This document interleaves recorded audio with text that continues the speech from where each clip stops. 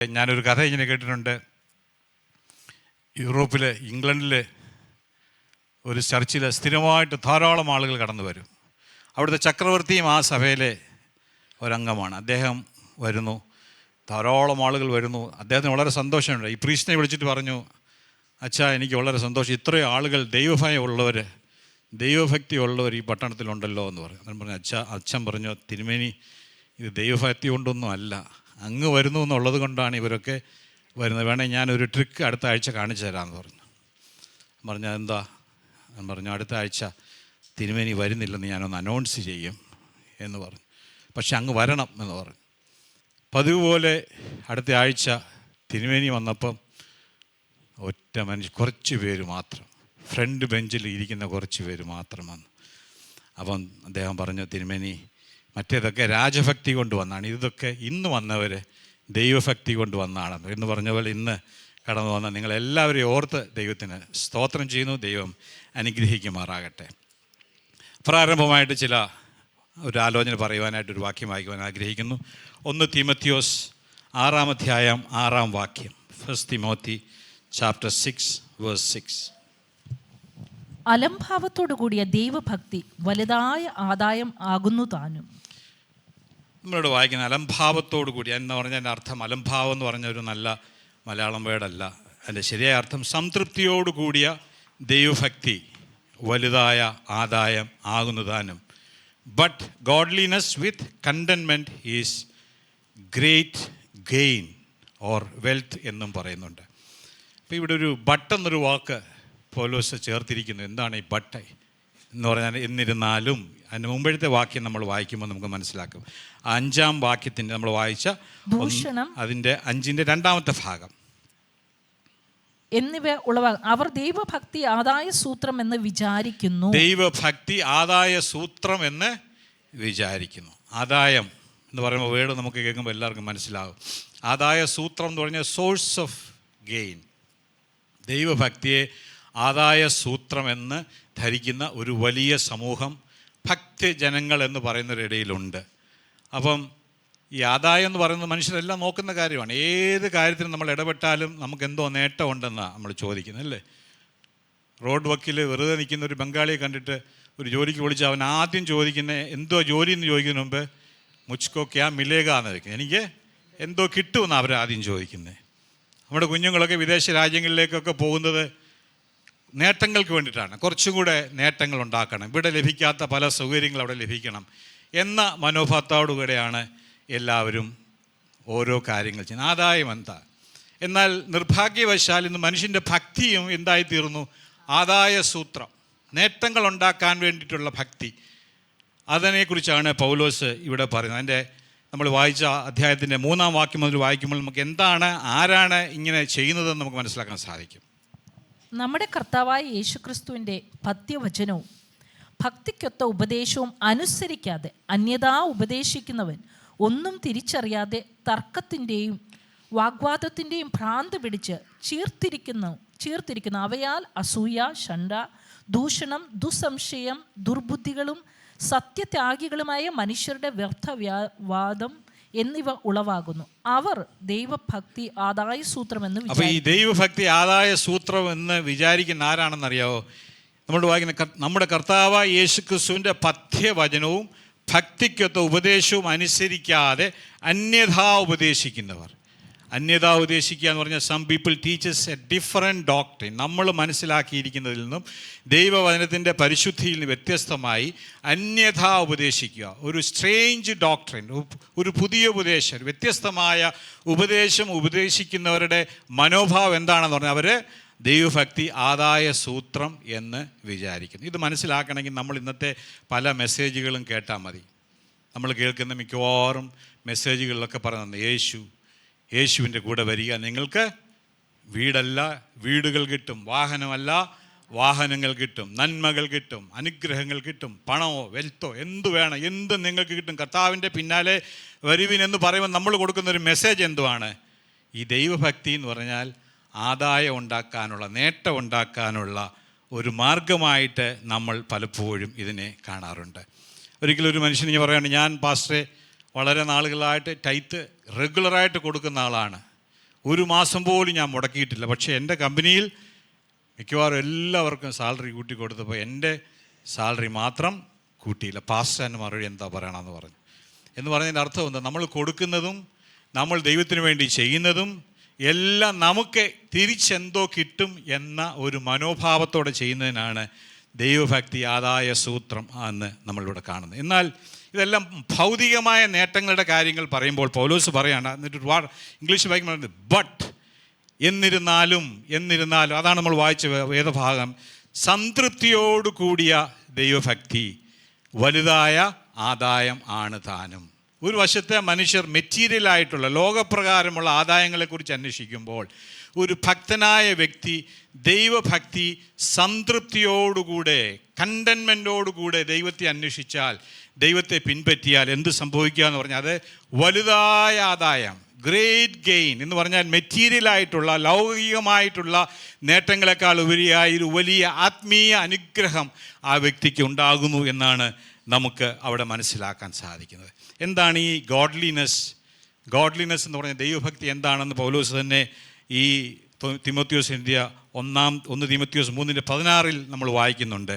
ദൈവഭക്തിയുടെ മർമ്മം, the mystery of ഗോഡ്ലിനെസ്സിനെ കുറിച്ച് ഒന്ന് വായിക്കാമോ? 1 തിമോത്തിയോസ് 3:16. അവൻ ജഡത്തിൽ വെളിപ്പെട്ടു, ആത്മാവിൽ നീതീകരിക്കപ്പെട്ടു, ദൂതന്മാർക്ക് പ്രത്യക്ഷനായി, ജാതികളുടെ ഇടയിൽ പ്രസംഗിക്കപ്പെട്ടു, ലോകത്തിൽ വിശ്വസിക്കപ്പെട്ടു, തേജസ്സിൽ എടുക്കപ്പെട്ടു എന്നിങ്ങനെ ദൈവഭക്തിയുടെ മർമ്മം സമ്മതമാം വണ്ണം വലിയതാകുന്നു. ദൈവഭക്തിയെക്കുറിച്ച് പറഞ്ഞിരിക്കുന്ന കാര്യങ്ങളെല്ലാം ശ്രദ്ധിക്കുക. അതെല്ലാം ദൈവപുത്രനായ യേശുക്രിസ്തുവിലൂടെ നമുക്ക് ലഭിക്കുന്ന അനുഗ്രഹങ്ങളെക്കുറിച്ചാണ്, ആ അനുഭവത്തെക്കുറിച്ചാണ് ദൈവഭക്തി എന്ന് പറയുന്നത്.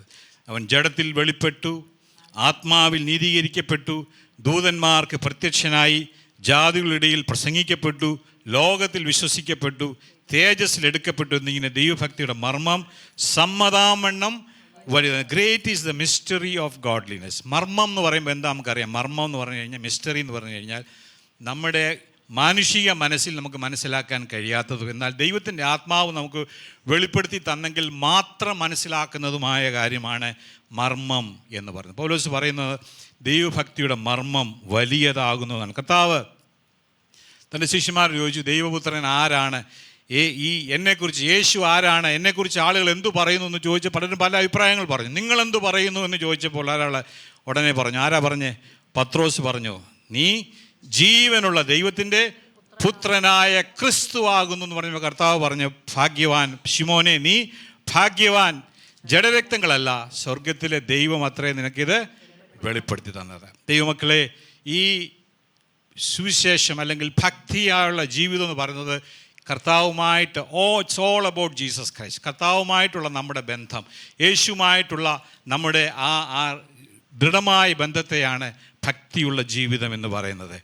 അത് ആ കർത്താവ് ആരാണ്, കർത്താവ് എന്ത് നമുക്ക് വേണ്ടി ചെയ്തു നമ്മൾ എത്ര പറഞ്ഞാലും മനുഷ്യർക്ക് മനസ്സിലാകണമെന്നില്ല. എന്നാൽ ദൈവത്തിൻ്റെ സ്വർഗസ്ഥനായ പിതാവ് നമുക്ക് ഓരോരുത്തർക്കും അത് വെളിപ്പെടുത്തി തരുമ്പോൾ മാത്രമേ നമുക്ക് ആ മർമ്മം മനസ്സിലാക്കാൻ സാധിക്കുന്നുള്ളൂ. അതുകൊണ്ടാണ് ദൈവത്തിന് പറഞ്ഞത്, അപ്രകാരം ഭക്തിയുള്ള ഒരു ജീവിതം സംതൃപ്തിയോടുകൂടെ നാം ചെയ്യുന്നെങ്കിൽ അത് വലുതായ ആദായമാണ്. നേട്ടങ്ങൾ ഒരുപാടുണ്ട്, എന്നാൽ അതിൻ്റെ ഓപ്പോസിറ്റ് എന്താണ്? ഭക്തിയുണ്ട് പക്ഷെ സംതൃപ്തിയില്ല, ഒരു സാറ്റിസ്ഫാക്ഷൻ ഇല്ല, തൃപ്തിയില്ല. ആ ജീവിതമാണെങ്കിൽ എന്താണ്? നമ്മളതിന് മുകളിൽ കാണുന്നുണ്ട്, പരീക്ഷയിലും കെണിയിലും കുടുങ്ങുന്നു. എന്താണ്? തൃപ്തിയില്ലാത്തൊരു ഭക്തി. പള്ളിയിൽ പോകുന്നുണ്ട്, ചർച്ചിൽ പോകുന്നുണ്ട്, കാര്യങ്ങളെല്ലാം ഭംഗിയായിട്ട് നടക്കുന്നുണ്ട്, മെമ്പർഷിപ്പുണ്ട്, എല്ലാം ശരിയാണ്, പക്ഷേ ജീവിതത്തിലൊരു തൃപ്തിയില്ലാത്ത ഒരു ഭക്തി. നന്ദി, ദൈവത്തോട് ആ ഒരു ഹൃദയംഗമായ നന്ദിയില്ലാത്ത അവരെക്കുറിച്ചാണ് പറയുന്നത്. അവർ പരീക്ഷയിൽ കെണിയിൽ കുടുങ്ങി മനുഷ്യർ സംഹാരനാശങ്ങളിൽ മുങ്ങിപ്പോവാൻ ഇടവരുന്ന മൗഢ്യവും ദോഷകരവുമായ പല മോഹങ്ങൾക്കും ഇരയായിത്തീരുകയും ചെയ്യുന്നു. വിശ്വാസം വിട്ടൊഴിഞ്ഞ് ബഹുദുഃഖങ്ങൾക്ക് അധീനരായിത്തീരുന്നു. ഇന്ന് ഭക്തിയുണ്ട് എന്ന് അവകാശപ്പെടുന്ന ഒരുപാട് പേരുടെ ജീവിതാനുഭവങ്ങൾ നമ്മൾ നോക്കുമ്പോൾ നമുക്കിത് മനസ്സിലാക്കാൻ സാധിക്കും. നമ്മളോട് ചോദിക്കുകയാണ്, നിങ്ങൾക്ക് ഭക്തിയുണ്ടോ, തൃപ്തിയുണ്ടോ, ഒരു സംതൃപ്തിയുണ്ടോ, അതോ പിന്നെയും നമുക്കൊരു അതൃപ്തിയാണോ നമുക്കുള്ളത്? അപ്പം നമ്മൾ പറയും, എനിക്ക് ഭക്തിയൊക്കെ ഉണ്ട്, ഞാൻ എല്ലാ ആഴ്ചയിലും പോകുന്നുണ്ട്, ഇടയ്ക്ക് മീറ്റിങ്ങുകൾക്കും പോകുന്നുണ്ട്, സൂമിലും കയറുന്നുണ്ട്, പക്ഷേ എനിക്ക് ഒരു തൃപ്തിയില്ല എന്ന് പറഞ്ഞു കഴിഞ്ഞാൽ എന്താ മനസ്സിലാക്കുന്നത്? നമുക്ക് ആ ദൈവം ഉദ്ദേശിക്കുന്ന ഭക്തിയിലൂടെ നമുക്ക് ലഭിക്കുന്ന വലുതായ ആദായം, അസ്വർഗീയ സന്തോഷം നമുക്ക് മിസ്സാകുന്നു എന്നുള്ളതാണ് നമ്മൾ മനസ്സിലാക്കേണ്ടത്. വലിയ ധനികനായ ഒരു മനുഷ്യൻ, അമേരിക്കയിൽ ജീവിച്ചിരുന്ന വാറൻ ബുഫേ എന്ന് പറഞ്ഞൊരു മനുഷ്യൻ ഒരിക്കൽ അദ്ദേഹത്തെ ലോകത്തിലെ ഏറ്റവും ധനികനായ, നമുക്കറിയാം ഈ ടൈം മാഗസിനിലൊക്കെ ഓരോ വർഷവും ഏറ്റവും ധനികനായ ആരെ അവരുടെ വെൽത്ത് അനുസരിച്ച് ഡിക്ലെയർ ചെയ്യുന്ന ഒരു രീതിയുണ്ട്. അദ്ദേഹത്തെ ഒരു വർഷം ഏറ്റവും ധനികനായിട്ട് ടൈം മാഗസിൻ അദ്ദേഹത്തിൻ്റെ പേര് പ്രഖ്യാപിച്ചു.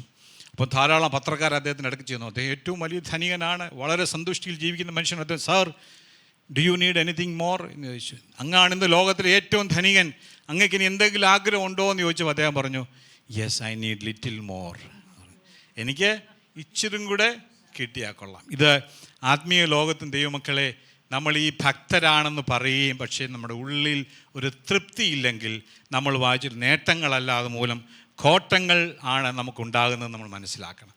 ഞാൻ ചില കാര്യങ്ങൾ മാത്രം നിങ്ങളോട് പറയട്ടെ. എന്താണ് ഈ ഗോഡ്ലിനെസ്, ശരിയായ ഭക്തി എന്ന് പറയുന്നത്?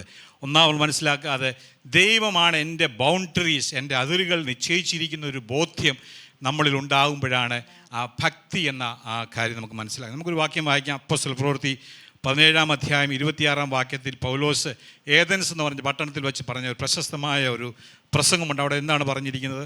അവർ ദൈവത്തെ തപ്പി നോക്കി കണ്ടെത്തുമോ എന്ന് വെച്ച് അവനെ അന്വേഷിക്കേണ്ടത് തന്നെ. അടുത്ത വാക്യം കൂടി 26.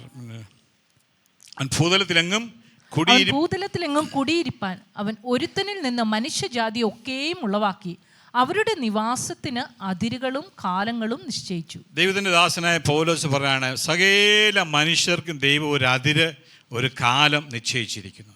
ഇന്നിവിടെ കടന്നു വന്നിരിക്കുന്ന നമ്മൾ ഓരോരുത്തരും ഓർക്കുക, നമ്മൾ ഏത് സമയത്ത് ജനിക്കണമെന്നും നമ്മൾ എവിടെ ജനിക്കണമെന്നും ആരായിരിക്കണം നമ്മുടെ മാതാപിതാക്കളെന്നും നമ്മൾ എങ്ങനെയുള്ള ഒരു ഭവനത്തിലാണ് ജനിക്കേണ്ടതെന്നും നമ്മുടെ ജെൻഡർ, നമ്മൾ ആണായിട്ടാണോ പെണ്ണായിട്ടാണോ ജനിക്കേണ്ടതെന്നും നമ്മുടെ നിറം, നമ്മളുടെ ഈ നമ്മുടെ നീളം, നമ്മുടെ ഇതെല്ലാം സ്വർഗത്തിലെ ദൈവം മുന്നമേ ഒരു അതിരുകൾ നിശ്ചയിച്ച്, ഒരു ബൗണ്ടറി നിശ്ചയിച്ച് നമ്മുടെ ഭൂമിയിൽ നമ്മളിവിടെ ആയിരിക്കുന്ന ഒരു ബോധ്യം നമ്മളിൽ ഉണ്ടാകുന്നതാണ് ശരിയായ ദൈവഭക്തി എന്ന് പറഞ്ഞത്.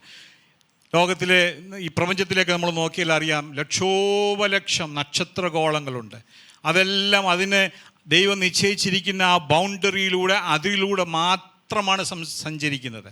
അതിൽ ഒരെണ്ണം ഒരു മില്ലിമീറ്റർ വ്യത്യാസം വന്നു കഴിഞ്ഞാൽ നമുക്കറിയാം ഈ പ്രപഞ്ചത്തിൽ വലിയ നാശം സംഭവിക്കും. അതിന് ദൈവം പറഞ്ഞു, അവയ്ക്കൊക്കെ ലംഘിക്കരുതാത്തൊരു നിയമം ദൈവം നിശ്ചയിച്ചിരിക്കുന്നു.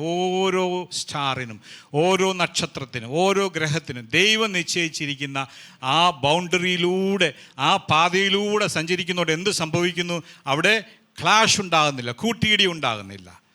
ഇന്ന് കുടുംബങ്ങളിൽ, സമൂഹത്തിൽ ഈ ക്ലാഷ് ഉണ്ടാകുന്നതിന് കാര്യം എന്തെന്നറിയോ? ദൈവം നിശ്ചയിച്ചിരിക്കുന്ന അതിരിനെ വ്യത്യസ്തമായി കണ്ട് അതിനെ ലംഘിച്ചു പോകുന്നതുകൊണ്ടാണ്, അല്ലേ? ദൈവം തന്ന ഭാര്യ, ദൈവം തന്ന ഭർത്താവ്, ദൈവം തന്ന മക്കൾ, ദൈവം തന്ന മാതാപിതാക്കൾ, ആ അതിരിനുള്ളിൽ നമ്മൾ സന്തുഷ്ടരായിട്ട് ജീവിക്കാൻ ദൈവം ആഗ്രഹിക്കുന്നെങ്കിലും നമ്മൾ ഇതിനെ വയലേറ്റ് ചെയ്യുമ്പോഴാണ് നമ്മുടെ ജീവിതത്തിൽ പ്രശ്നം. അത് സഭയിലായാലും കുടുംബത്തിലായാലും ഇത് തന്നെയാണ് പ്രശ്നം.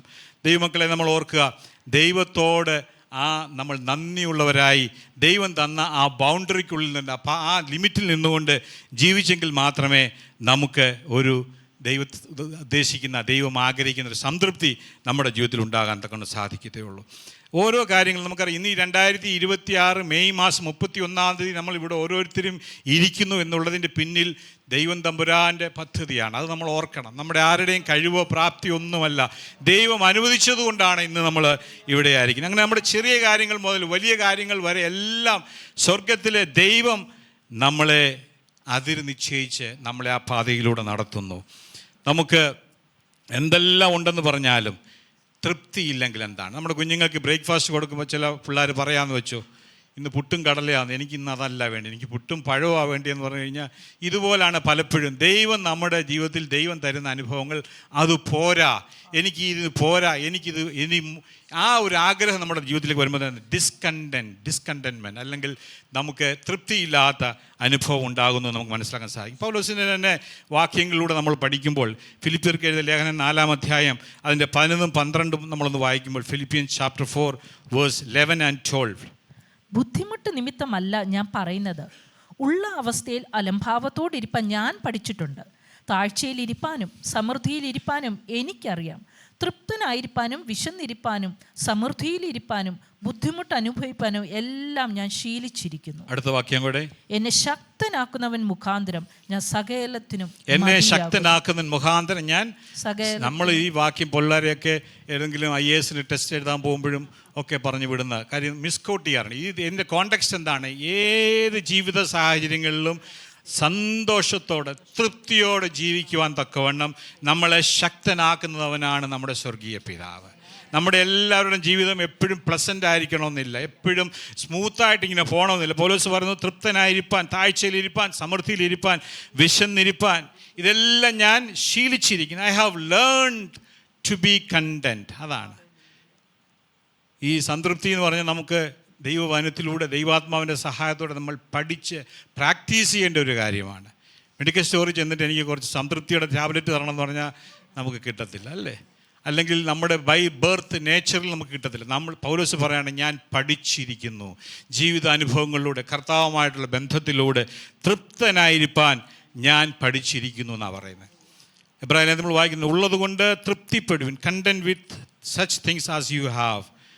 ഏറ്റവും ലോകത്തിലെ സമ്പന്നനായ വ്യക്തി ആരാന്ന് ചോദിച്ചു കഴിഞ്ഞാൽ നമ്മൾ ഓരോരുത്തരുടെ പേര് പറയും. അല്ല, ഉള്ള അവസ്ഥയിൽ തൃപ്തിയോടെ ജീവിക്കാൻ കഴിയുന്നവനാണ് ഏറ്റവും സമ്പന്നൻ എന്ന് നമുക്ക് മനസ്സിലാക്കാൻ സാധിക്കുന്നു. ദൈവമക്കളെ, നമ്മൾ ഈ സംതൃപ്തിയോടെയുള്ളൊരു ജീവിതമാണെങ്കിൽ മാത്രമേ ആ ക്രിസ്തുവിൻ്റെ സമാധാനം നമ്മുടെ ഉള്ളിൽ നിൽക്കുവാൻ തക്കൊണ്ട് സാധിക്കുകയുള്ളൂ. വിവിധങ്ങളായ സാഹചര്യങ്ങൾ നമ്മളൊക്കെ വിചാരിക്കും നമ്മുടെ ജീവിതവും പൗലോസിൻ്റെ ജീവിതവും തമ്മിൽ വ്യത്യസ്തമാണ്. നമ്മൾ 2 കൊരിന്ത്യർ 4-ാം അധ്യായം 8-ാം വാക്യം മുതൽ വായിക്കുമ്പോൾ ഏതെല്ലാം ശോധനകളിലൂടെയാണ് പൗലോസ് കടന്നു പോയിട്ടുള്ളത് നമുക്ക് മനസ്സിലാക്കി. നമ്മളെക്കാൾ ബുദ്ധിമുട്ടേറിയ, അന്ന് വായിക്കാമോ 2 കൊരിന്ത്യർ 4:8 മുതലുള്ള വാക്യങ്ങൾ? ഞങ്ങൾ സകല വിധത്തിലും കഷ്ടം സഹിക്കുന്നവർ എങ്കിലും ഇടുങ്ങിയിരിക്കുന്നില്ല, ബുദ്ധിമുട്ടുന്നവർ എങ്കിലും നിരാശപ്പെടുന്നില്ല, ഉപദ്രവം അനുഭവിക്കുന്നവർ എങ്കിലും ഉപേക്ഷിക്കപ്പെടുന്നില്ല, വീണ് കിടക്കുന്നവർ എങ്കിലും നശിച്ചു പോകുന്നില്ല. യേശുവിൻ്റെ ജീവൻ ഞങ്ങളുടെ ശരീരത്തിൽ വെളിപ്പെടേണ്ടതിന് യേശുവിൻ്റെ മരണം ശരീരത്തിൽ എപ്പോഴും വഹിക്കുന്നു. അതെ, ഇവിടെ ഓരോ സാഹചര്യങ്ങളൊക്കെ ബുദ്ധിമുട്ടുന്നവരുണ്ട്, ഉപദ്രവം സഹിക്കുന്നവരുണ്ട്, ഞെരുക്കം സഹിക്കുന്നവരുണ്ട്, കഷ്ടം സഹിക്കുന്നുണ്ട്. ഇതെല്ലാം 2 കൊരിന്ത്യർ 6:10 വായിക്കും, ദുഃഖിതരെങ്കിലും എപ്പോഴും സന്തോഷിക്കുന്നവർ, ദരിദ്രരെങ്കിലും പലരെയും സമ്പന്നരാക്കുന്നവർ, ഒന്നുമില്ലാത്തവരെങ്കിലും എല്ലാം കൈവശമായിട്ടുള്ളവർ തന്നെ. ആ ദൈവദാസൻ്റെ ആറ്റിറ്റ്യൂഡൊന്നൊന്ന് ഒരു നിമിഷം നിങ്ങളൊന്ന് ചിന്തിച്ച്, നമ്മളെപ്പോലെ അല്ലെങ്കിൽ നമ്മളെക്കാൾ ബുദ്ധിമുട്ടേറിയ സാഹചര്യങ്ങളിലൂടെയൊക്കെ താൻ കടന്നു പോകുമ്പോഴും താൻ അവിടെ നിരാശപ്പെടുന്നില്ല, സംതൃപ്തിയോടെ തൃപ്തിയോടെ നിൽക്കാൻ തക്കണം തനിക്ക് സാധിക്കും. ദൈവമക്കളെ, ഒന്നാമത്തെ കാര്യം നമ്മൾ ഓർക്കുക, നമ്മുടെ ബൗണ്ടറീസ്, നമ്മുടെ അതിരുകൾ നിശ്ചയിക്കുന്നത് സ്വർഗത്തിലെ ദൈവമാണ്. ദൈവം നിശ്ചയിച്ച അതിരിനുള്ളിൽ സന്തോഷത്തോടെ ജീവിക്കുന്നവർക്കാണ് പറഞ്ഞത് സംതൃപ്തിയോടുകൂടിയ ദൈവഭക്തി എന്താണ്, അത് വലുതായ ആദായമാകുന്നു എന്ന് നമ്മൾ മനസ്സിലാക്കും. രണ്ടാമത് നമ്മൾ കാര്യം മനസ്സിലാക്കേണ്ടത്, ഈ ദൈവഭക്തി എന്ന് പറഞ്ഞാൽ ദൈവത്തിന് എപ്പോഴും നന്ദിയുള്ള ഹൃദയമുള്ള മനസ്സുള്ളവരായിരിക്കും. Being thankful to God. എല്ലാത്തിനും ദൈവത്തിന് നന്ദി അർപ്പിക്കുന്നവരായി തീരുവാൻ കൊണ്ട് സാധിക്കും. നമുക്ക് ആ 1 തെസ്സലോനിക്കർ 5-ാം അധ്യായം 18-ാം വാക്യം ഒന്ന് വായിക്കും. 1 Thessalonians chapter 5:18. എല്ലാറ്റിനും സ്തോത്രം ചെയ്യുവീൻ, ഇതല്ലോ നിങ്ങളെക്കുറിച്ച് ക്രിസ്തുയേശുവിൽ ദൈവേഷ്ടം. എല്ലാറ്റിനും സ്തോത്രം ചെയ്യുവേൻ. ജീവിത സാഹചര്യങ്ങൾ ഏതു തന്നെയായാലും നമ്മൾ ആഗ്രഹിക്കാത്ത, നമ്മൾ പ്രതീക്ഷിക്കാത്ത, നമ്മൾ താല്പര്യപ്പെടാത്ത ജീവിത സാഹചര്യങ്ങളാണെങ്കിലും കർത്താവേ നിനക്ക് സ്തോത്രം എന്ന് പറയുവാൻ കഴിയുന്നതാണ് ദൈവത്തിന് ക്രിസ്തുയേശുവിൽ നമ്മളെക്കുറിച്ചുള്ള ദൈവത്തിൻ്റെ ഇഷ്ടം എന്ന് കാണുന്നത് കൊണ്ട് സാധിക്കും. പലരും ചോദിക്കാറുണ്ട്, ഈ പരിശുദ്ധാത്മാഭിഷേകം അല്ലെങ്കിൽ പരിശുദ്ധാത്മാവ് വന്നതിൻ്റെ എവിഡൻസ് എന്താണ്? അതിനെക്കുറിച്ച് വലിയ കോൺട്രവേഴ്സി നടക്കുന്നുണ്ട്. എന്നാൽ നമുക്കൊരു വേദഭാഗം വായിക്കാം.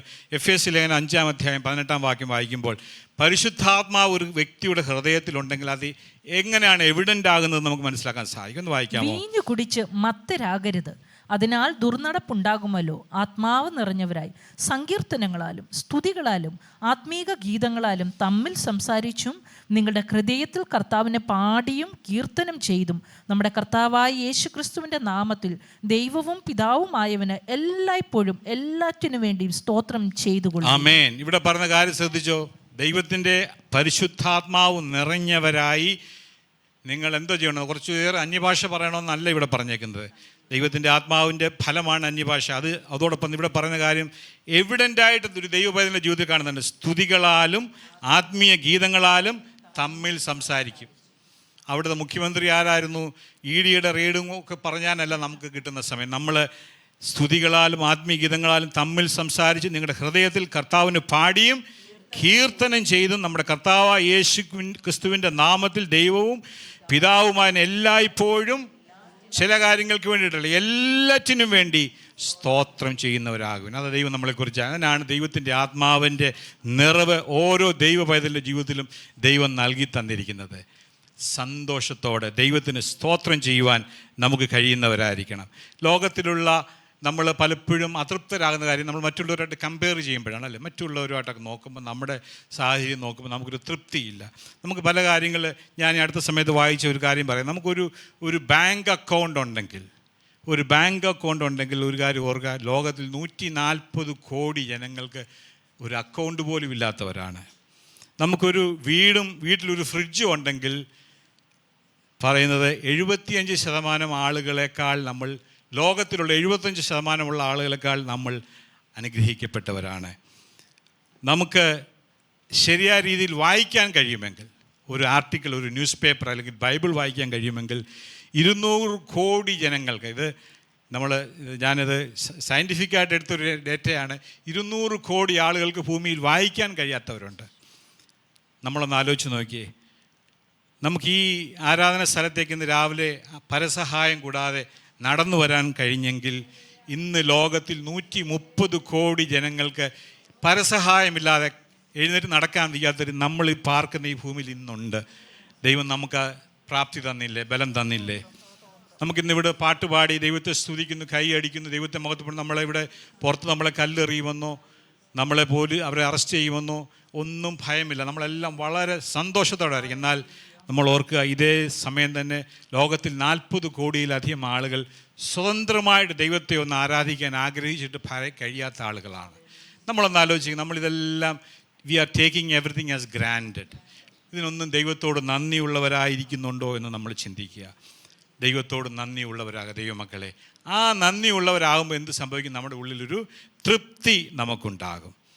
ആദാമിൻ്റെ ഹവ്വയുടെയും കാര്യം ഒന്ന് ആലോചിച്ച് നോക്കി. അവരെ ദൈവം ഒരു തോട്ടത്തിലാക്കി, വേറെ ആരുമില്ല, വളരെ സന്തോഷത്തോടെ, വളരെ അനുഗ്രഹത്തോടെ അവിടെയുള്ള ആ ഏദൻ തോട്ടം എന്ന് പറഞ്ഞാൽ നമുക്ക് അസ്യൂം ചെയ്യാൻ പോലും പറ്റുന്നതിനപ്പുറമായ ആ ജോയ്ഫുള്ളായ സ്ഥലത്ത് ദൈവം കൊടുത്ത എല്ലാം കഴിച്ച് കുടിച്ച് സന്തോഷമായിട്ട് ജീവിക്കേണ്ട, തൃപ്തിയോടെ ജീവിക്കേണ്ടവരോട് ദൈവം ഒരു കാര്യം മാത്രം പറഞ്ഞു: നീ ഇതെല്ലാം എൻജോയ് ചെയ്തു, പക്ഷെ ഒരു മരത്തിൻ്റെ നടുവിൽ നിൽക്കുന്ന വൃക്ഷത്തിൻ്റെ ഫലം തിന്നരുതെന്ന് പറഞ്ഞു. അപ്പോൾ ഇവർക്ക് ദൈവത്തിന് നന്ദി അർപ്പിച്ചു. കർത്താവേ, ഇതെല്ലാം നീ തന്നല്ലോ, എന്തും വേണ്ടി ഫ്രൂട്ട്സ് ഉണ്ട്, എന്തും വേണ്ടി കാര്യങ്ങളുണ്ട്, വെജിറ്റേഷനുണ്ട്, ഇതെല്ലാം സന്തോഷത്തോടെ അനുഭവിച്ച് ജീവിക്കാൻ സമയത്ത് പിശാച് കൊടുത്തു വെച്ച ഒരു ചെറിയ പൂൾ എന്തുവാ, നീ ഇതും കൂടെ ചെയ്തെങ്കിലേ നിനക്ക് പൂർണ്ണമാകത്തുള്ളൂ, നീ ദൈവത്തെ പോലാകും, അല്ലേ? നമ്മുടെ ജീവിതത്തിൽ നമ്മൾ ഓർക്കുക, ദൈവം തന്ന ആ സന്തോഷങ്ങളിൽ, ദൈവം തന്ന ആ ലിമിറ്റേഷനുള്ളിൽ നിന്നുകൊണ്ട് സന്തോഷമായിട്ട് ദൈവത്തെ നന്ദി പറഞ്ഞ് ദൈവത്തെ സ്തുതിക്കേണ്ട സമയത്ത് നമ്മൾക്ക് ഉണ്ടാകുന്ന ചിന്ത അതും കൂടെ വേണം, ഇതും കൂടെ വേണം, അല്ലേ? അതുകൊണ്ട് എന്ത് സംഭവിക്കുന്നു? സംതൃപ്തിയോടുകൂടിയുള്ള ആ ദൈവഭക്തിയുടെ പ്രയോജനം അനുഭവിപ്പാൻ നമുക്ക് കഴിയാതെ വരും. ദൈവമക്കളെ, സഹോദരന്മാരെ, നമ്മൾ എന്തെല്ലാം കാര്യങ്ങൾക്ക് ദൈവത്തിന് നന്ദി അർപ്പിക്കണം. ഏറ്റവും വലിയ കാര്യം, നമ്മളെ ഓരോരുത്തരെയും തൻ്റെ പുത്രനായ യേശു ക്രിസ്തുവിലൂടെ നമ്മളെ വീണ്ടെടുത്തു, നമ്മളെ രക്ഷിച്ചു, നമ്മളെ ദൈവമക്കളാക്കി തീർത്തു, നിത്യജീവൻ നമുക്ക് നൽകി തന്നു. അത് വലുതാണ് മറ്റതെല്ലാം. അത് മാത്രമല്ല, നമുക്ക് ഓരോ ദിവസവും അനുഗ്രഹിക്കപ്പെട്ട നിലയിൽ ജീവിപ്പാൻ ദൈവം തന്ന അനുഗ്രഹങ്ങളെല്ലാം ഓർത്ത് ദൈവത്തിന് നന്ദിയുള്ളവരായിരിക്കണം. നന്ദിയുള്ള ഹൃദയം ഉണ്ടെങ്കിൽ മാത്രമേ നമുക്ക് സംതൃപ്തി ഉണ്ടാകുകയുള്ളൂ. അടുത്തതായിട്ട് പറയാൻ ഞാൻ ആഗ്രഹിക്കുന്നത്, ദൈവം എല്ലാം നന്മയ്ക്കായി കൂടി വ്യാപരിപ്പിക്കും എന്നൊരു വിശ്വാസം ഒരു ഭക്തനുണ്ട് എപ്പോഴും, അല്ലേ?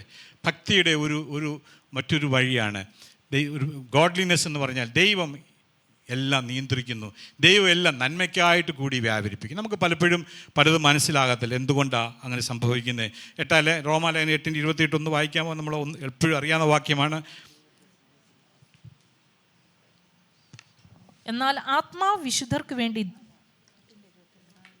എന്നാൽ ദൈവത്തെ സ്നേഹിക്കുന്നവർക്ക് നിർണയപ്രകാരം വിളിക്കപ്പെട്ടവർക്ക് തന്നെ സകലവും നന്മയ്ക്കായി കൂടി വ്യാപരിക്കും. ഈ ഒരു ബോധ്യം ഒരു ദൈവഭക്തന്റെ ജീവിതത്തിൽ ഉണ്ടാകണം. സംതൃപ്തിയോടുകൂടിയുള്ള ഒരു ദൈവഭക്തി എന്ന് പറഞ്ഞാൽ ഓർക്കണം, ദൈവമേ, എൻ്റെ ജീവിതത്തിൽ സംഭവിക്കുന്നതിൻ്റെ എല്ലാം പിന്നിൽ നിനക്കൊരു ഉദ്ദേശമുണ്ട്.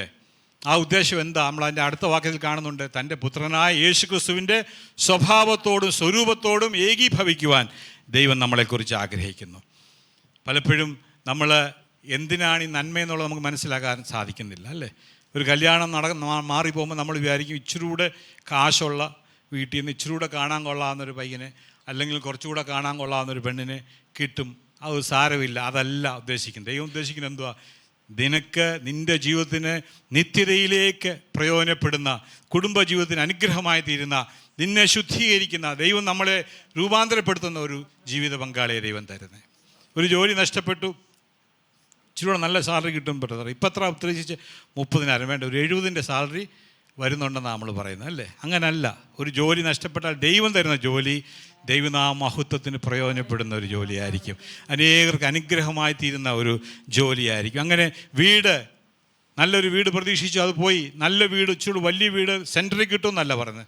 നിനക്ക് ദൈവത്തിൻ്റെ സാക്ഷിയായി തീരുവാൻ, അനേകർക്ക് വെളിച്ചമായി തീരുവാൻ ദൈവം ആഗ്രഹിക്കുന്ന ഒരു ഭവനം നമുക്ക് നൽകി തരും. ദൈവമക്കളെ, ഈ ഒരു ചിന്ത നമ്മുടെ ജീവിതത്തിലുണ്ടെങ്കിൽ നമ്മളെപ്പോഴും സന്തുഷ്ടരായിരിക്കും. കർത്താവ് അറിയാതെ എനിക്കൊന്നും സംഭവിക്കുന്നില്ല, എല്ലാം അവൻ നന്മയ്ക്കായി കൂടി വ്യാപരിപ്പിക്കുന്ന ദൈവമാണ് എന്ന് നമ്മൾ മനസ്സിലാക്കും. ഏറ്റവും വലിയ അനുഗ്രഹം ഏതാ എന്ന് ചോദിച്ചു കഴിഞ്ഞാൽ എന്തുവാ? ലോകം മുഴുവൻ ടൂറ് പ്രോഗ്രാമിൽ കയറി രാജ്യങ്ങളെല്ലാം കാണാൻ പോകുന്നതാണോ? ഒരുപാട് കാശ് ബാങ്കിൽ വരുന്നതാണോ? ഏറ്റവും വലിയ അനുഗ്രഹം ഒരു ദൈവപൈതൻ്റെ ജീവിതത്തിൽ ഏറ്റവും വലിയ അനുഗ്രഹം ഓരോ ദിവസവും ദൈവപുത്രനായ യേശു ക്രിസ്തുവിനെ പോലെ ആയിത്തീരുവാൻ ഡേ ബൈ ഡേ നമുക്ക് സാധിക്കുന്നെങ്കിൽ അതാണ് ഏറ്റവും വലിയ അനുഗ്രഹം. ഈ ലോകത്തിലെ ജീവിതം അവസാനിപ്പിച്ച് നമ്മൾ ദൈവസന്നിധിയിലേക്ക് ചേർക്കുമ്പോൾ കർത്താവിനെ പോലെ ആയിത്തീരുവാൻ നമ്മുടെ ഓരോ ജീവിത അനുഭവങ്ങളും നമുക്ക് കാരണമാകുന്നെങ്കിൽ അതാണ് ഏറ്റവും വലിയ അനുഗ്രഹം. ദൈവമക്കളെ, ഗോഡ്ലിനെസ് എന്ന് പറഞ്ഞാൽ, ദൈവഭക്തി എന്ന് പറഞ്ഞു കഴിഞ്ഞാൽ മറ്റൊരു കാര്യം ഓർക്കണം, ദൈവമാണ് എല്ലാം നിയന്ത്രിക്കുന്നതെന്നൊരു അറിവ് നമ്മുടെ ഉള്ളിലുണ്ടാകണം. സംതൃപ്തിയോടുകൂടിയുള്ളൊരു ദൈവഭക്തി ഉണ്ടാകണമെങ്കിൽ എല്ലാം നിയന്ത്രിക്കുന്നത് സ്വർഗത്തിലെ ദൈവമാണ്, അവിടുന്ന് അറിയാതെ ഒന്നും സംഭവിക്കുന്നില്ല എന്ന ബോധ്യമുണ്ട്. നമ്മൾ വായിക്കുന്നുണ്ട് 103 സങ്കീർത്തനം അതിൻ്റെ 19 വാക്യത്തിൽ നമ്മൾ എന്താണ് വായിക്കുന്നത്? സാംസ് 103:19. യഹോവ തൻ്റെ സിംഹാസനത്തെ സ്വർഗത്തിൽ സ്ഥാപിച്ചിരിക്കുന്നു, അവന്റെ രാജ്യത്വം സകലത്തെയും ഭരിക്കുന്ന രാജ്യത്വം, എല്ലാം നിയന്ത്രിക്കുന്ന രാജ്യം. ഇന്ന രാജ്യങ്ങളല്ല, ഇന്ന സ്റ്റേറ്റുകളല്ല, ഈ പ്രപഞ്ചം മുഴുവൻ നിയന്ത്രിക്കുന്ന സർവജ്ഞാനിയായ ദൈവം ആ സിംഹാസനത്തിൽ വാണരുളുന്നു. അതുകൊണ്ട് ഒരു ദൈവപേരിൽ പറയാൻ കഴിയും, എൻ്റെ ജീവിതത്തിൽ സംഭവിക്കുന്ന എല്ലാം സ്വർഗത്തിലെ ദൈവം അറിഞ്ഞാണ് സംഭവിക്കുന്നത് എന്ന് നമുക്ക് മനസ്സിലാക്കാം. ദൈവം പറഞ്ഞ് നിസ്സാര കാര്യം വരെ കർത്താവിനോട് പറയുന്നുണ്ട്, നിങ്ങളുടെ തലയിലെ മുടികൾ പോലും എണ്ണപ്പെട്ടിരിക്കുന്നു. നമുക്കൊരു അത്ഭുതകരമായിട്ട് തോന്നുന്നുണ്ടോ? നമ്മളറിയുന്നില്ല, കഴിഞ്ഞ രാത്രി കിടന്നുറങ്ങിയപ്പോൾ എത്ര മുടി കൊഴിഞ്ഞു എന്നുള്ളത് നമുക്ക് ആർക്കെങ്കിലും അറിയാമോ? പില്ലോയെ എണ്ണി നോക്കിയാൽ നമുക്ക് മനസ്സിലാകും. നമ്മളത് നിസ്സാരമായിട്ട് കാണുന്നു. പക്ഷെ ദൈവം പറയുന്നു, അതുപോലും സ്വർഗത്തിലെ ദൈവം എണ്ണി തിട്ടപ്പെടുത്തിയിരിക്കുന്നെങ്കിൽ ദൈവമക്കളെ, നമ്മുടെ ജീവിതത്തിൽ സംഭവിക്കുന്ന ചെറുതും വലുതുമായ എല്ലാ കാര്യങ്ങളെയും അനുഗ്രഹമായി നിയന്ത്രിക്കുന്ന ഒരു സ്വർഗീയ ദൈവമാണ് നമ്മുടെ ദൈവം എന്നുള്ളത് നമ്മൾ മനസ്സിലാക്കണം. അത് നമുക്ക് എപ്പോഴും ഒരു കോൺഫിഡൻസ് പറയണം, ഒരു തൃപ്തി ഉണ്ടാകണം. സംതൃപ്തിയോട് കൂടിയ ദൈവഭക്തി, വലുതായ ആദായം. അതിലൊരു കാര്യമാണ് നമ്മൾ പറഞ്ഞത്, എല്ലാം നിയന്ത്രിക്കുന്നവനായൊരു ദൈവം സ്വർഗത്തിൽ വാണരുളുന്നു എന്ന കാര്യം മനസ്സിലാക്കണം. അടുത്തത് നമ്മൾ മനസ്സിലാക്കുന്നത് ലൈഫ് വിത്തൗട്ട് കംപ്ലൈൻറ്റ്സ്, പരാതിയില്ലാത്തൊരു ജീവിതമാണ് ശരിയായ ഗോഡ്ലിനെസ്. ശരിയായ ദൈവഭക്തി എന്ന് പറഞ്ഞാൽ പരാതി. നമുക്കൊന്ന് എന്തെല്ലാം പരാതികളുണ്ടല്ലേ? രാവിലെ ഇങ്ങോട്ട് കയറി വന്നപ്പോൾ ഒരാൾ ചിരിച്ചാൽ പറയുമോ, എന്നെ ഒന്ന് ആക്കി ചിരിച്ചാന്ന് പറയും. ചിരിച്ചില്ലെങ്കിൽ പറയും, അവരെന്തൊരു മനുഷ്യരാണ്, എന്നെ കണ്ടുകൊണ്ട് ചിരിച്ചു പോലെ എന്ന് പറയും. അങ്ങനെ എല്ലാം അത് കുടുംബജീവിതത്തിലാണെങ്കിലും വീട്ടിലാണെങ്കിലും കുഞ്ഞുങ്ങളുടെ ഇടയിലാണെങ്കിലും ജോലി സ്ഥലത്താണെങ്കിലും സഭയിൽ വന്നാലും എല്ലാം പരാതി. ദൈവത്തിൻ്റെ ദാസനായ പൗലോസ് പറഞ്ഞു, നിങ്ങളെല്ലാം പിറുപിറുപ്പും വാദവും കൂടാതെ ചെയ്യുവീൻ എന്നാണ് പറഞ്ഞിരിക്കുന്നത്. ഒന്നാലോചിച്ച്, നമ്മുടെ വീടുകളിൽ നേരം വെളുത്തു, ഒരു പുതിയ ദിവസം ദൈവം തന്നു, ഭാര്യയും ഭർത്താവും മക്കളും തീരുമാനിക്കുക, ഇന്ന് നമ്മൾ ആരെക്കുറിച്ചും ഒരു കംപ്ലൈൻറ്റും പറയത്തില്ല. ചായക്ക് മധുരം കുറഞ്ഞാലും പറയത്തില്ല, കറിക്ക് ഉപ്പ് കുറഞ്ഞാലും കംപ്ലൈൻറ്റ് പറയത്തില്ല. എല്ലാവരും നിശ്ചയിച്ച് ഒരു 10 മണി 11 മണി ആകുമ്പോഴത്തേക്ക് ആ വീട്ടിലെ ഒരു സ്വർഗത്തിലെ ഒരു ചെറിയ ഒരനുഭവം, ഒരു മുൻ അനുഭവം നമുക്ക് അനുഭവിക്കാൻ കഴിയല്ലേ? നമ്മൾ എല്ലാം മിസ് ചെയ്യുന്നത്, എല്ലാം കംപ്ലൈൻറ്റ്സ് ആണ്, എല്ലാവരെക്കുറിച്ചും പരാതിയാണ്. അവിടെ എന്ത് സംഭവിക്കുന്നു? ആ തൃപ്തിയോട് കൂടിയ ഒരു ദൈവഭക്തി നമുക്ക് നഷ്ടപ്പെടുന്നു. അതുപോലെ അതുകൊണ്ടിലൂടെ ലഭിക്കുന്ന വലിയ ആദായം, സമാധാനം, സ്വസ്ഥത നമുക്ക് നഷ്ടപ്പെടുന്നു. യോസഫിനെ കുറിച്ച് നമ്മൾ ചിന്തിക്കുമ്പോൾ ഒരു കാര്യം നമ്മൾ ശ്രദ്ധ വരുന്നുണ്ട്. ഉൽപ്പത്തി പുസ്തകം 39 അധ്യായം 2 വാക്യത്തിൽ കർത്താവിനെ പുതിയ നിയമത്തിൽ യേശു കർത്താവിനെ പ്രതിനിധീകരിക്കുന്ന ഒരു വ്യക്തിയാണ് പഴയ നിയമത്തിൽ ജോസഫ്. യഹോവ യോസേഫിനോട് കൂടെ ഉണ്ടായിരുന്നത് കൊണ്ട് അവൻ കൃതാർത്ഥനായി മിസ്രയീമിനായ യജമാനന്റെ വീട്ടിൽ പാർത്തു. മനസ്സിലായി? ഇത്രയും കാര്യങ്ങളൊന്ന് മനസ്സിലായി. യഹോവ യോസഫിനോട് കൂടെ ഉണ്ടായിരുന്നത് കൊണ്ട് അവൻ കൃതാർത്ഥനായി. ഒറ്റ കാര്യമേ ഉള്ളൂ. എവിടെ അവനെ താമസിക്കുന്നത്? സ്വന്തം വീട്ടിലല്ല, അപ്പൻ്റെ അമ്മയുടെയും കൂടെ അല്ല, ശത്രുതയോടെ തന്നെ ഒരു അടിമയായിട്ട് വിറ്റ സഹോദരങ്ങളെ മറന്ന് മറ്റൊരു രാജ്യത്ത് പോയി അവിടെ ഒരു മിലിറ്ററി ഓഫീസറിൻ്റെ ജീവിതത്തിൽ ഒരു അടിമയെ പോലെ ഒരു വിലയില്ലാത്ത വ്യക്തിത്വമായി ജീവിക്കുന്ന ജോസഫ്, ദൈവത്തിൻ്റെ വചനം പറയുകയാണ്, ജോസഫ് കൃതാർത്ഥനായി. നമ്മൾ വല്ലതും ആയിരുന്നു ആലോചിച്ച് നോക്കുക. ജോസഫിൻ്റെ സ്ഥാനത്ത് നമ്മൾ കൃതാർത്ഥനായിട്ട് പോയിട്ട് മനുഷ്യർ മുഖത്ത് പോലും നോക്കാതെ മുറിക്കകത്തങ്ങാനും കയറി ഇരുട്ടിനകത്ത് ഇരിക്കേണ്ട അവസ്ഥയാണ്. എന്നാൽ ഒരു കാര്യം ജോസഫ് പറയുകയായിരുന്നു, ഞാൻ ഏതെല്ലാം സാഹചര്യമായാലും വലിയവനായൊരു ദൈവം എന്നോട് കൂടെയുണ്ട്, അവിടുത്തെ സാന്നിധ്യം എന്നോട് കൂടെ. നമ്മളും വിശ്വസിക്കുന്നുണ്ട് ദൈവത്തിൻ്റെ സാന്നിധ്യം, നമ്മളും പറയുന്നുണ്ട് ദൈവം എന്നോട് കൂടെ ഉണ്ട്. പക്ഷേ നമ്മളത് എക്സ്പീരിയൻസ് ചെയ്യുന്നുണ്ടോ എന്നുള്ള, ആ വാസ്തവത്തിൽ അർത്ഥവത്തായി നമ്മളതിനെ അനുഭവിക്കുന്നുണ്ടോ എന്നുള്ളതാണ് കാര്യം. അതോ തിയറിറ്റിക്കലായിട്ടുള്ള നോളജ് ദൈവം എന്നോട് കൂടെ ഉണ്ട്, അതല്ല. ജോസഫ് അറിയാമായിരുന്നു താൻ ഈ പ്രതികൂലമായ സാഹചര്യത്തിലാണെങ്കിലും താൻ കൃതാർത്ഥനാകാൻ കാര്യം വലിയവനായൊരു ദൈവം തന്നോട് കൂടെ ഉണ്ടെന്നുള്ള ബോധ്യം തനിക്കുണ്ടായിരുന്നു. മാത്രമല്ല നമ്മൾ അതിന് ശേഷം കാണുന്നുണ്ട്, അതിൻ്റെ 40-ാം അധ്യായം 6-ാം വാക്യത്തിൽ ജോസഫ് രാവിലെ എഴുന്നേറ്റ് തടവറയിലാണ്. കുറ്റം ആരോപിക്കപ്പെട്ടവൻ, ഒരു കുറ്റവും ചെയ്തിട്ടുള്ളവനല്ല, നിരപരാധിയായ താൻ തടവറയിലായിരിക്കുമ്പോൾ തൻ്റെ അവിടെയുള്ള 2 തടവുകാരെ കുറിച്ച് പറയുന്നുണ്ട്. അവിടെ എന്തോ വായിക്കുന്നത്, രാവിലെ യോസേഫ് അവരുടെ അടുക്കൽ വന്നു നോക്കിയപ്പോൾ അവർ വിഷാദിച്ചിരിക്കുന്നത് കണ്ടു. ജയിലിനകത്ത് വിഷാദിച്ചിരിക്കുന്നവരെ കണ്ടാൽ നമുക്ക് എന്തെങ്കിലും തോന്നുമോ ദൈവമക്കളെ? നമ്മളൊരു ട്രിപ്പിന് പോകുമ്പോൾ അല്ലെങ്കിൽ ടൂറിന് പോകുമ്പോൾ ഒരുത്തൻ വിഷാദിച്ചിരുന്നാൽ എന്തോ ആണ് സഹോദര നമുക്ക് ചോദിക്കാം. ഇത് ജയിലിനകത്ത് ഒരു സ്വാതന്ത്ര്യമില്ലാതെ കുടുംബവും മക്കളും എല്ലാം ഒറ്റപ്പെട്ട് ജീവിക്കുന്ന ഒരു വ്യക്തി ജോസഫ് ചോദിക്കുക, നിങ്ങളെന്തിനാ വിഷാദിച്ച് ഇരിക്കുന്നതെന്ന്. അത് ചോദിച്ച ജോസഫിന് അനുഭവം എന്തോ ആയിരിക്കും? അവൻ ഇതെല്ലാം അനുഭവിച്ചിട്ടും അവൻ്റെ ഉള്ളിലൊരു സന്തോഷമുണ്ട്, അവൻ്റെ ഉള്ളിലൊരു തൃപ്തിയുണ്ട്. കാര്യം സർവശക്തനായ ദൈവം എന്നോട് കൂടെ ഉണ്ട് എന്നൊരു ബോധ്യം അവൻ്റെ. ദൈവമക്കളെ, നമ്മളൊന്ന് ആലോചിച്ച് നമ്മുടെ ജീവിത സാഹചര്യങ്ങൾ ഓരോ ഇതുപോലെയുള്ള പ്രതിസന്ധികളൊക്കെ വരുമ്പോൾ നമുക്കൊന്ന് പറയാൻ കഴിയും, കർത്താവേ നീ എന്നോട് കൂടെയുണ്ട്, ഞാൻ ഒറ്റയ്ക്കല്ല കർത്താവേ. എൻ്റെ ജീവിതത്തിൽ ഇങ്ങനെയുള്ള വേദനകളെല്ലാം സംഭവിച്ചിട്ടുണ്ട്, പക്ഷേ ഞാൻ കൃതാർത്ഥനാകും, ഞാൻ വിഷാദിച്ചിരിക്കുകയില്ല, എൻ്റെ ദൈവം എന്നോട് കൂടെ ഉണ്ടെന്ന് പറയണമെങ്കിൽ അതാണ് ദൈവങ്ങളെ ദൈവഭക്തി. നമ്മൾ വലിയ പ്രഹസനം കാണിക്കുന്നതൊന്നും അല്ല ദൈവഭക്തി. റിച്വൽസ് അല്ല, ചടങ്ങുകൾ പോകുന്നതല്ല, റൊട്ടീനായിട്ടുള്ള കുറേ കാര്യങ്ങൾ ചെയ്യുന്നതല്ല ദൈവഭക്തി. അത് ലോകത്തിലുള്ള മനുഷ്യരെല്ലാം ചെയ്യുന്നുണ്ട്. നേട്ടങ്ങൾക്ക് വേണ്ടി അവിടെ പോകുന്നു, ഇവിടെ പോകുന്നു, യാഗങ്ങൾ കഴിക്കുന്നു, മല കയറുന്നു, ഇതെല്ലാം ചെയ്യുന്നുണ്ട്. അവരെല്ലാം നേട്ടങ്ങൾക്ക് വേണ്ടി. എന്നാൽ ഒരു ദൈവ പൈതലിൻ്റെ ഭക്തി എന്ന് പറഞ്ഞാൽ ഹൃദയത്തിൻ്റെ ഉള്ളിൽ സംതൃപ്തിയുള്ള ഒരു ഭക്തി. നമുക്ക് ആ ഒരു മനോഭാവം നമുക്കുണ്ടോ? ദൈവത്തോട് നമുക്ക് പറയാൻ, കർത്താവേ ഞാൻ പരാതി പറയാൻ ആഗ്രഹിക്കുന്നില്ല, ഏത് സാഹചര്യത്തിലൂടെ ഞാൻ കടന്നു പോയാലും എന്തുകൊണ്ടാണെന്ന് എനിക്കറിയില്ല, പക്ഷെ നിനക്കറിയാം, ഞാൻ അങ്ങയിൽ സന്തോഷിക്കുന്നു എന്ന് പറയാൻ കൊണ്ട് സാധിക്കുമോ? മറ്റൊരു കാര്യം ഇവിടെ പറഞ്ഞുകൊണ്ട് ഞാൻ എൻ്റെ മെസ്സേജ് അവസാനിപ്പിക്കാം. അത് മറ്റൊന്നുമല്ല, ദൈവഭക്തി എന്ന് പറഞ്ഞു കഴിഞ്ഞാൽ ഫോർഗീവ്നെസ് ആണ്, മറ്റുള്ളവരോട് ക്ഷമിക്കാൻ കഴിയുന്നത്. നമ്മൾക്കൊന്ന് ആലോചിച്ച് നോക്കി, നമ്മുടെയൊക്കെ ഉള്ളിൽ എന്തെല്ലാം ആരോടെല്ലാം അൺഫോർഗീവ്നെസ് ഉണ്ട്, ക്ഷമിക്കാൻ കഴിയാതെ പകയും വിദ്വേഷവും ഒക്കെ ഉണ്ടെങ്കിൽ നമുക്ക് സംതൃപ്തമായ ഒരു ഭക്തിയുള്ള ജീവിതം ചെയ്യാൻ സാധിക്കുകയില്ല. നമ്മൾ പലപ്പോഴും പലരോടുള്ള മത്സരം, പലരോടുമുള്ള നമ്മൾക്കുള്ള പക, ഇതെന്ത് സംഭവിക്കും, നമുക്ക് കൂടുതൽ അത് ഇത് നേടിയെടുക്കുവാനൊക്കെ നമ്മളെ തത്രപ്പാടിലേക്ക് നമ്മൾ പോകും. എന്നാൽ തൃപ്തിയോടെ ജീവിക്കണമെന്നെങ്കിൽ ഒരു കാര്യം നമ്മൾ മനസ്സിലാക്കുക, നമ്മൾ ക്ഷമിക്കണം. നമ്മളെയൊക്കെ വേദനിപ്പിച്ചിട്ടുള്ളവരുണ്ട്. നമ്മൾ ഓരോരുത്തരുടെയും ജീവിതത്തിൽ അങ്ങനെയുള്ള അനുഭവങ്ങൾ നമ്മളൊക്കെ എക്സ്പീരിയൻസ് ചെയ്തിട്ടുണ്ട്. പക്ഷേ ദൈവത്തിന് പറയുന്ന ഹൃദയംഗമായി ക്ഷമിക്കാൻ കഴിയുമോ? കർത്താവ് പ്രാർത്ഥിപ്പാൻ പഠിപ്പിച്ചപ്പോൾ ഇങ്ങനൊരു വാക്യം നമ്മൾ പഠിച്ചിട്ടുണ്ട്, നമ്മളത് ഏറ്റു പറയുന്നത്. പക്ഷേ അതിൻ്റെ ഗൗരവം നമ്മൾ മനസ്സിലാക്കിയിട്ടുണ്ടോ എന്ന് ചിന്തിക്കുക. മത്തായി സുവിശേഷം 6-ാം അധ്യായം 12-ാം വാക്യത്തിൽ എന്താ വായിക്കുന്നത്? ഞങ്ങളുടെ കടക്കാരോട് ഞങ്ങൾ ക്ഷമിച്ചിരിക്കുന്നത് പോലെ ഞങ്ങളുടെ കടങ്ങളെ ഞങ്ങളോടും ക്ഷമിക്കണമേ. കർത്താവ് പറഞ്ഞ ഒരു കാര്യമാണ്, നമ്മളോട് പ്രാർത്ഥിക്കാൻ പറഞ്ഞു. പക്ഷേ നമ്മൾ ചുമ്മാ കാണാതെ ഏറ്റു പറയരുത്, അപകടമാണ്. കാര്യം എന്താ? ഞങ്ങളുടെ കടക്കാരോട് ഞങ്ങൾ ക്ഷമിച്ചിരിക്കുന്നത് പോലെ ഞങ്ങളുടെ കടങ്ങളും ഞങ്ങളോട് ക്ഷമിക്കണമേ. God forgive us exactly the same way as we forgive that person who did something terrible to me.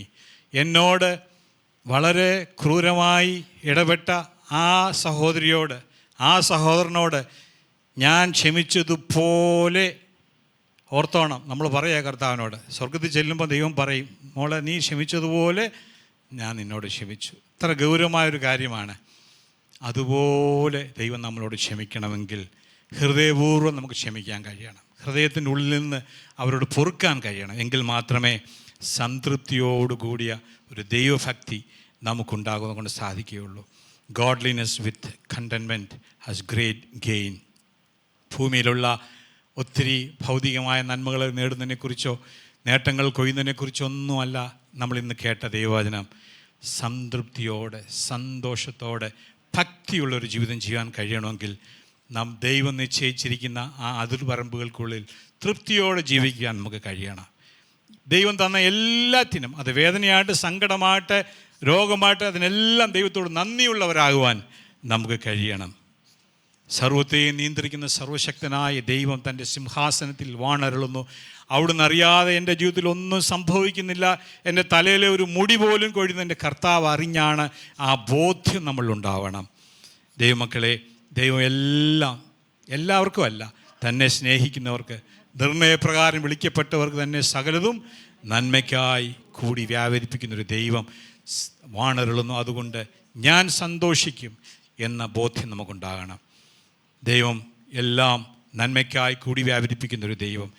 Complaint ഇല്ലാതെ ജീവിക്കാൻ നമുക്ക് കഴിയണം, പരാതിയില്ലാതെ. നമ്മളൊന്ന് ആലോചിക്കുക, ഒരു ദിവസം ഒന്ന് തീരുമാനിച്ചു നോക്കിയാൽ, ഒരു ദിവസമെങ്കിലും ഞാൻ എൻ്റെ വാ കൊണ്ട് ഒരു കംപ്ലൈൻറ്റ് പറയും. റോഡിലിറങ്ങിയാൽ കംപ്ലൈൻറ്റ്, പുറത്തിറങ്ങി ഓട്ടോയിൽ കയറിയാൽ കംപ്ലൈൻറ്റ്, ഇറങ്ങിയാൽ കംപ്ലൈൻറ്റ്, എല്ലാം പരാതികളാണ്. അതിൽ നിന്ന് വ്യത്യസ്തമായി സ്വർഗതുല്യമായ സംതൃപ്തിയോടുള്ളൊരു ജീവിതം ചെയ്യുവാൻ ദൈവം നമ്മളെക്കുറിച്ച് മാത്രമല്ല, പലരും നമ്മളോട് പലത് ദോഷകരമായി ചെയ്തിട്ടുണ്ടാവാം, പറഞ്ഞിട്ടുണ്ടാകാം. ഹൃദയപൂർവ്വം ക്ഷമിക്കുമെങ്കിൽ നമ്മുടെ മനസ്സിന് സംതൃപ്തി ഉണ്ടാകും.